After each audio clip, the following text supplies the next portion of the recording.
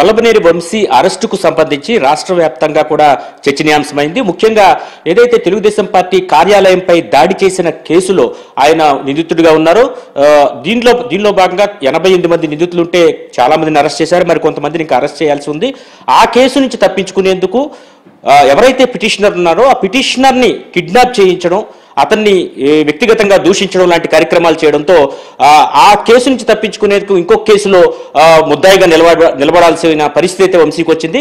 అసలు ఆ రోజు ఏం జరిగింది గన్నవరంలో ఏంటనేది మనతో మాట్లాడేందుకు ఆ రోజు ఈ మొత్తం ఘటనకు అక్కడికి వెళ్ళి తమ కార్యకర్తకు అన్యాయం జరిగిందని పోరాటం చేసిన పట్టాభి గారు ఉన్నారు. ఆయన అడిగి వివరాలు తెలుసుకుందాం. సార్, ఏంటి ఆ రోజు మీరు పోలీస్ స్టేషన్కి వెళ్ళారు, ఫిర్యాదు చేసే ప్రయత్నం చేశారు, అక్కడి నుంచి బయలుదేరి వస్తూ ఉంటే హైవే దగ్గర మిమ్మల్ని అడ్డగించి పోలీసులు తీసుకెళ్లారు. పార్టీ కార్యాలయంపై జరిగిన దాడిని, ఆ తర్వాత పరిణామాలని, మిమ్మల్ని మీకు జరిగినటువంటి తర్వాత రోజు కోర్టులో ప్రొడ్యూస్ చేసేప్పుడు కూడా మీరు చేతులు చూపించడం జరిగింది. ఏదైతే 3rd డిగ్రీ ప్రయోగం చేశారో దానికి సంబంధించిన వివరాలు కూడా ఇవ్వడం జరిగింది. ఏం చెప్తారు, మొత్తం ఆ ఇన్సిడెంట్ని ఎలా డిస్క్రైబ్ చేయాలంటారు? ఈ కేసును తప్పించుకోవడానికి మరో కేసులు ఇరుక్కోవడాన్ని ఎలా చూడాలి? ఆ రోజున గన్నవరంలో పూర్తిగా వల్లభనేని వంశీ డైరెక్షన్లో అతని కింద ఉండేటటువంటి రౌడీ మోక మొత్తం కూడా ఒక అరాచకం, ఒక భయానక వాతావరణాన్ని సృష్టించారు. ఒక నేషనల్ హైవే పైన పోలీస్ స్టేషన్లో మేము దొంతు చిన్నా గారి తరఫున ఫిర్యాదు ఇస్తున్నటువంటి సందర్భంలోనే పార్టీ ఆఫీస్ తగలబెడుతూ ఉంటే మేము ఆ రోజున అక్కడ మా కార్యాలయానికి వెళ్తున్నటువంటి సందర్భంలో కర్రలు, రాడ్లు, పెట్రోల్ బాటిల్తో మా పైన దాడి చేసి మమ్మల్ని చంపే ప్రయత్నం చేశారు. అంటే ముందుగానే కుట్రపూరితంగా ఇవాళ టీడీపీ నాయకులు ఎవరొచ్చినా పట్టాభి కనుక వస్తే అతన్ని చంపాలి అన్న ఒక స్కెచ్లో భాగంగానే వంశీ అక్కడంతా కూడా పెట్రోల్ సీసాలు ఎక్కడి నుంచి వస్తాయండి, రాడ్లు ఎక్కడి నుంచి వస్తాయి, సిద్ధంగా ఉన్నారు. అక్కడ మా పైన దాడి చేసి నా వాహనాన్ని ధ్వంసం చేసినా కూడా ఆ రోజున నా డ్రైవరు, నా సెక్యూరిటీ నన్ను అక్కడి నుంచి కాపాడి ముందుకు తీసుకొచ్చి ఉంగుటూరు స్టేషన్కి వెళితే అక్కడి నుంచి జాషువా, ఆ రోజు కృష్ణా జిల్లా ఎస్పీగా ఉన్నటువంటి జాషువా, పూర్తిగా వైసీపీ ప్రభుత్వానికి తొత్తుగా మారిపోయినటువంటి ఆ వ్యక్తి నన్ను రాత్రంతా తిప్పి తోటలవల్లూరు స్టేషన్ తీసుకెళ్లి 3rd డిగ్రీ నరకం చూపించారు నాకు దాదాపు గంట పాటు. అంటే ఇదంతా దేనికి అంటే ఒక బీసీ నాయకుడి కోసం. ఇప్పుడు బీసీలు తెలుగుదేశం పార్టీకి వెన్నుముకండి. ఆ రోజున మేము ఒక బీసీ నాయకుడి పైన ఆ రకంగా దాడులు చేసి వాళ్ళని చిత్రహింసలు గురి చేస్తా ఉంటే మేము చూస్తూ కూర్చోవాలా? నాతో పాటు ఆ రోజున మా పార్టీ బీసీ నాయకుడు గురుమూర్తి గారు, ఆయన ఇంకా అనేక మంది వస్తే దాదాపు 15 మంది పైన 307 పెట్టి ఇవన్నీ కూడా మమ్మల్ని ఆ రోజున రిమాండ్కి పంపించడం జరిగింది.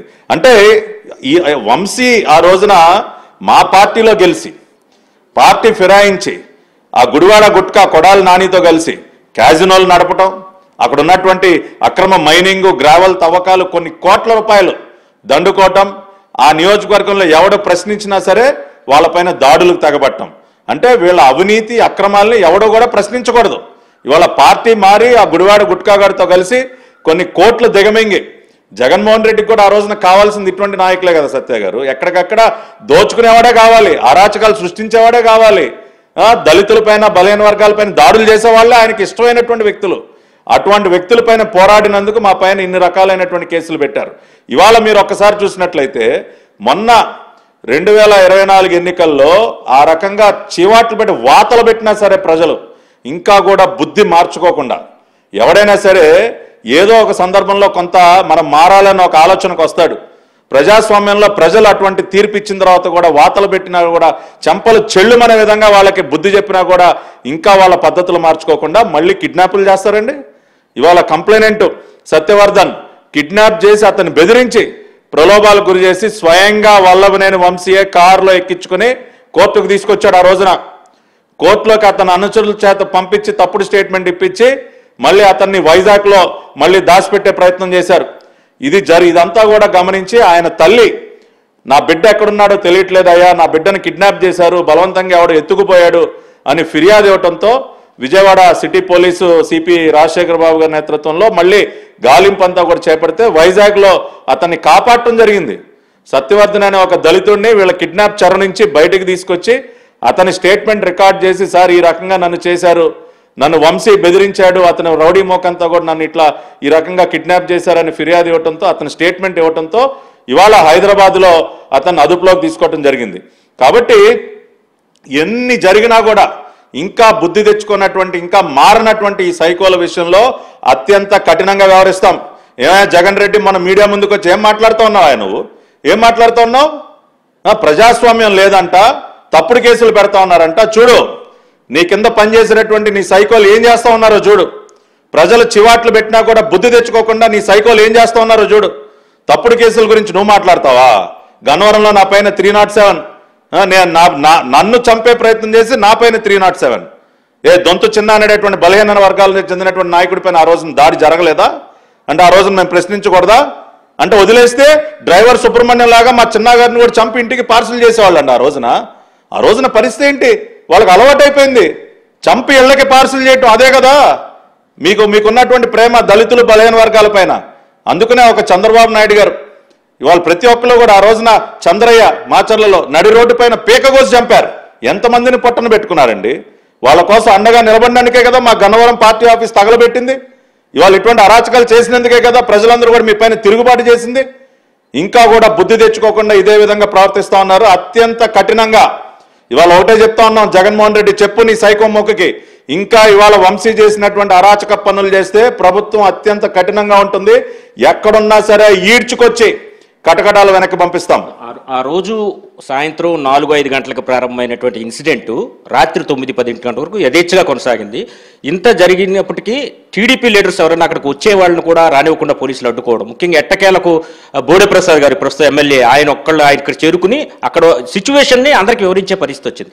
ఇంత ఇన్సిడెంట్ జరిగిన, ఇంత కేసు నుంచి ఇంత చేసి అందరికీ తెలిసేటట్టు చేసిన కేసుని తప్పించుకోవడానికి ప్రయత్నించి ఈ కేసులో ఇరుక్కోవడాన్ని ఎలా చూడాలి?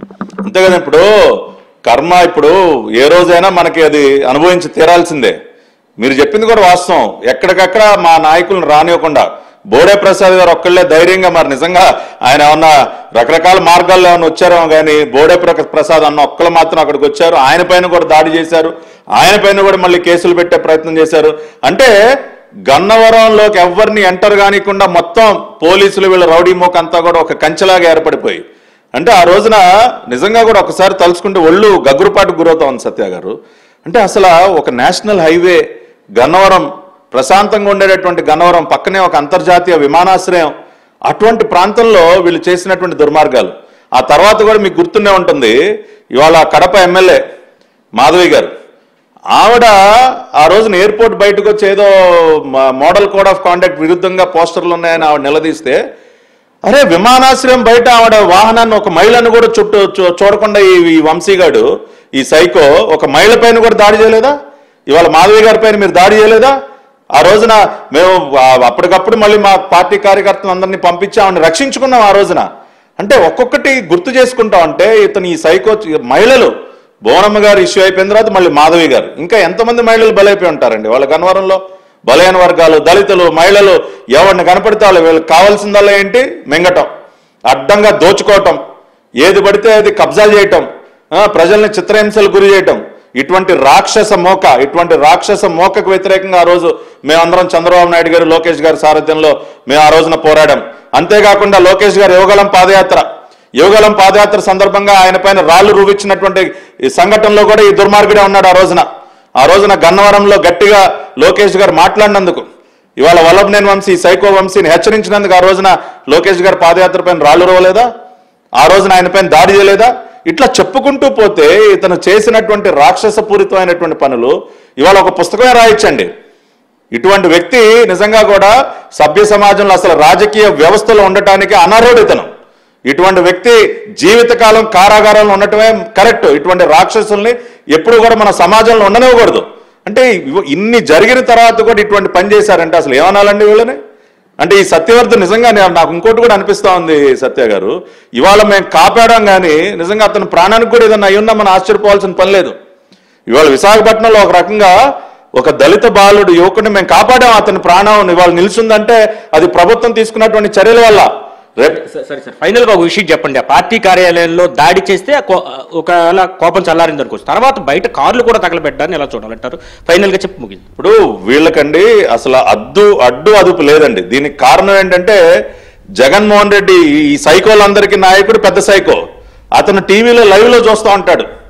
అతనికి ఏంటంటే ఆ స్పైడర్ సినిమాలో విలన్ లాగా ఏదన్నా అరాచకం దాడులు జరుగుతూ ఉంటే అసలు అమితానందం అనమాట. వీళ్ళకి ఫోన్లు వస్తే మా అన్న లైవ్ లో చూస్తూ ఉన్నాడు, ఇంకో గంట నడిపించండి రా అని చెప్పి ఫోన్లు వస్తాయి.